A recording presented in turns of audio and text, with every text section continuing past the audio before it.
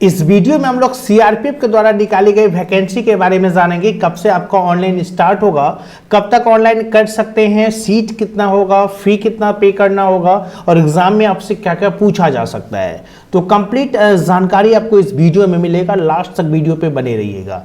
तो सबसे पहले आप देख पा रहे होंगे सीआरपीएफ यानी सेंट्रल रिजर्व पुलिस फोर्स के द्वारा वैकेंसी निकाला गया है और ये वैकेंसी आपका ऑनलाइन स्टार्ट होगा 4 जनवरी 2023 से 25 जनवरी 2023 तक। थोड़ा सा अगर आप ऑफिशियल नोटिफिकेशन अगर देखना चाहें तो इस वेबसाइट पर आप विजिट कर सकते हैं crpfindia.com। चलिए, और भी साइट है www.crpf.nic.in, उस पर भी देख सकते हैं। सीट्स यानी वैकेंसी कितना मिले होगा, तो इसमें असिस्टेंट सब इंस्पेक्टर स्टेनो के लिए आपका टोटल 143 सीट है और हेड कांस्टेबल जिसमें आपका 1315 सीट है। जनरल अगर कैटेगरी में है आप तो 58 होता है और अगर हेड कांस्टेबल जनरल कैटेगरी से अगर आप फिल करते हैं तो 532 सीट है, टोटल 1315 सीट। इसके बाद आपका ये कह रहा है कि the number of vacancies given above the tentative and में बी इंक्रीज और डिक्रीज, मतलब ये जो सीट दिया गया है ये वैकेंसी आपके बढ़ाया भी जा सकता है या घटाया भी जा सकता है। पे स्केल कितना होगा, तो असिस्टेंट सब इंस्पेक्टर स्टेनो के लिए पे लेवल 5 है जिसमें 29,200 से 92,300 और हेड कांस्टेबल के लिए आपका पे लेवल 4 होगा जिसमें 25,500 से 81,100। एज लिमिट क्या होगा आपका, age limit of candidate should be from 18 to 25 years, यानी 18 और 25 के बीच होना चाहिए, यानी 18 से कम नहीं होना चाहिए और 25 साल से ज्यादा नहीं होना चाहिए। ठीक है, इसमें बता रहा है candidate should not born before 26/1/1998, यानी 26/1/1998 से पहले का जन्म नहीं होना चाहिए और 25 जनवरी 2005 के बाद का नहीं होना चाहिए। मतलब आपका जो डेट ऑफ बर्थ होना चाहिए वो इस ईयर के बीच होना चाहिए, इस डेट के बीच में होना चाहिए। ठीक है, और इसके अलावा आपका जो SC ST OBC होंगे, एक्स सर्विसमैन है, उसके एज में कुछ ऐसा छूट दिया गया है। एजुकेशनल क्वालिफिकेशन क्या होगा, candidate must have passed intermediate 10+2 या इक्विवेलेंट फ्रॉम अ बोर्ड और यूनिवर्सिटी रिकॉग्नाइज्ड बाय सेंट्रल और स्टेट गवर्नमेंट। मतलब सीधे भाषा में समझिए कि आपका जो एजुकेशन क्वालिफिकेशन होना चाहिए, इंटर होना चाहिए, ये 10+2 या उसका समकक्ष होना चाहिए।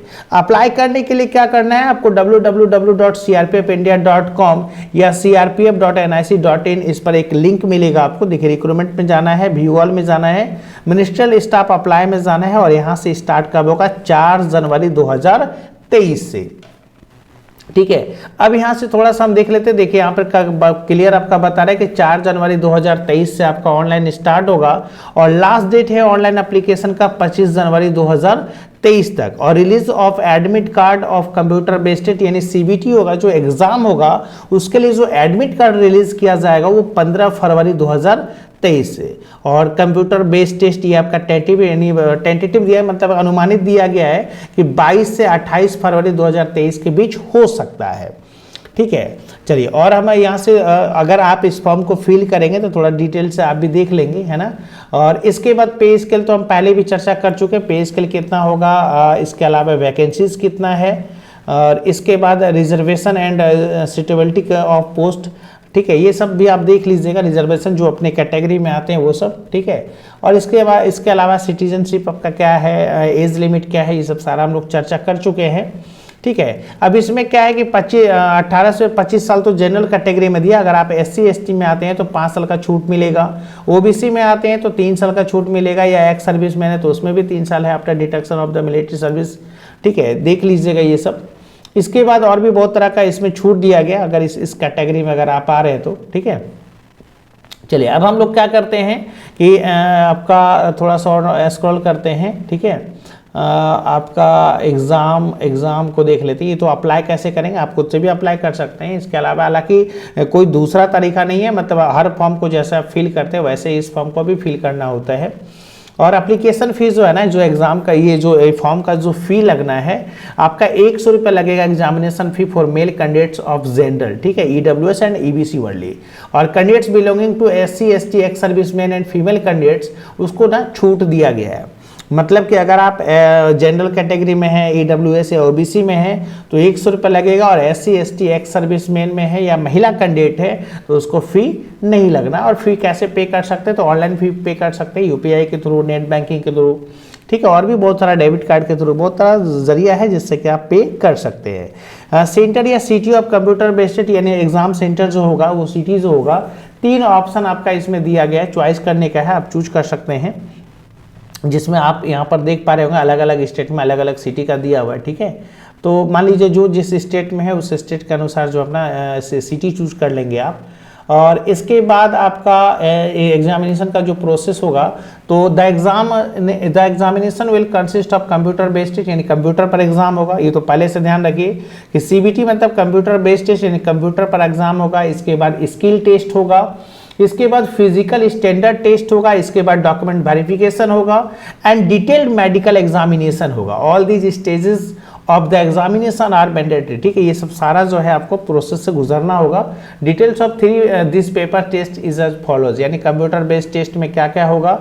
तो इसमें आप यहाँ थोड़ा सा हम यहाँ से नीचे आते हैं, देखिए जो आपका ये जो होगा, जब आपका एग्जाम होगा CBT होगा, तो CBT में क्या होगा कि 100 ऑब्जेक्टिव टाइप क्वेश्चंस मिलेगा, जिसमें आपको मतलब कि लगभग 1.5 घंटे का समय मिलेगा, 90 मिनट यानी 90 मिनट का समय मिलेगा। क्वेश्चन देखिए एग्जाम का टाइम क्या बता रहा है, 22 से 28 फरवरी के आसपास हो सकता है, जिसमें इंग्लिश लैंग्वेज या हिंदी लैंग्वेज से आपका 25 क्वेश्चन पूछा जाएगा, 25 मार्क्स का। इसके बाद जनरल एप्टीट्यूड होगा 25 मार्क्स का, 25 क्वेश्चन 25 मार्क्स का। इसके बाद जनरल इंटेलिजेंस पूछा जाएगा 25 क्वेश्चन 25 मार्क्स का, और क्वांटिटेटिव एप्टीट्यूड पूछा जाएगा 25 क्वेश्चन 25 मार्क्स का। मतलब कि आपका टोटल 100 क्वेश्चन होगा, ठीक है, और 100 मार्क्स का, लेकिन टाइम आपको कितना मिला है, 90 मिनट्स, ठीक है। इसके बाद यहाँ से ये तो पहला CBT हुआ।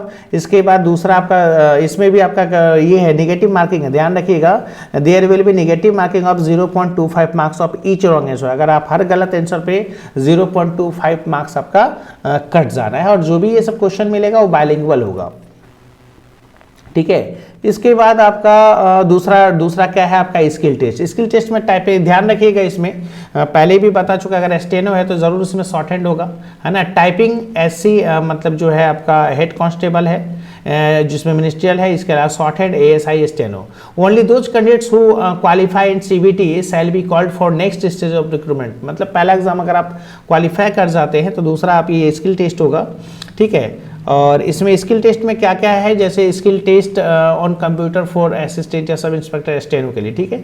डिक्टेशन है 10 मिनट में 80 वर्ड पर मिनट होना चाहिए, और ट्रांसक्रिप्शन टाइम है 50 मिनट्स इन इंग्लिश और 65 minutes in Hindi on computer.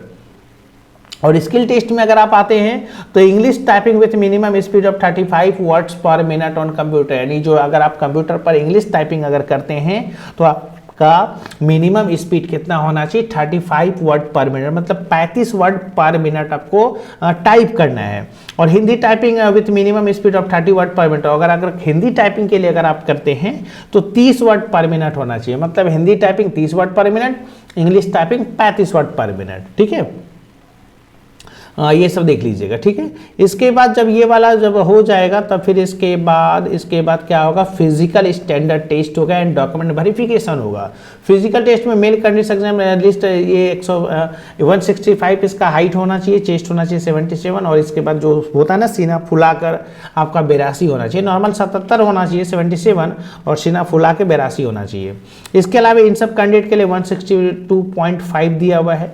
ये सब आप अपना हाइट और चेस्ट वगैरह देख लीजिएगा, ठीक है। और इसके बाद महिला कैंडिडेट्स का जो है 150 आपका हाइट दिया हुआ है, ठीक है। इसके बाद डॉक्यूमेंट वेरिफिकेशन होगा। डॉक्यूमेंट वेरिफिकेशन में देखिए यहाँ से बहुत तरह का दिया है, ठीक है। वो सारा डॉक्यूमेंट आप अपना मिला लीजिएगा जो भी चीज़ चाहिए इसमें, ठीक है। और इसके बाद आपका एक्स सर्विसमैन वो सब है, डिटेल ऑफ मेडिकल एग्जामिनेशन होगा, ठीक है। मेडिकल एग्जामिनेशन में भी आपको वो सब चेक करेगा, जो डिफेंस वाले लोग होते हैं जो उनको पता होता है कि क्या क्या मेडिकल में चेक करता है, ठीक है। चलिए, तो यहाँ से लगभग जो है एडमिशन टू द टेस्ट, इसके बाद आपका ये सब पढ़ लीजिएगा। चलिए, मोड ऑफ सिलेक्शन है जिसमें आपका बता रहा है कि जनरल कैटेगरी कम से कम आपका minimum qualifying marks in computer based test, यानी जो एग्जाम जो पहली बार जब आपका एग्जाम होगा जो CBT होगा उसमें मिनिमम क्वालिफाइंग मार्क्स आपका जो है जनरल का 40% दिया है, और EWS OBC SC ST candidate का जो है ना 35% दिया हुआ है, ठीक है। चलिए अब यहाँ से और भी है ऐसा रिजोल्यूशन आई मीन केसेस है CRPF डेसिमल, ठीक है, ये सब देख लीजिएगा आप अपना, ठीक है। और इसके बाद उम्मीद है आप ये पूरा जब भी आप फॉर्म इसको फिल करेंगे तो कंप्लीट नोटिफिकेशन आप खुद से भी एक बार देखिएगा, ठीक है। इसमें तो देने का तो बहुत कुछ दिया रहता है, लेकिन शुरू में जो कुछ जो होता है वो सब आपको पता होना चाहिए, ठीक है।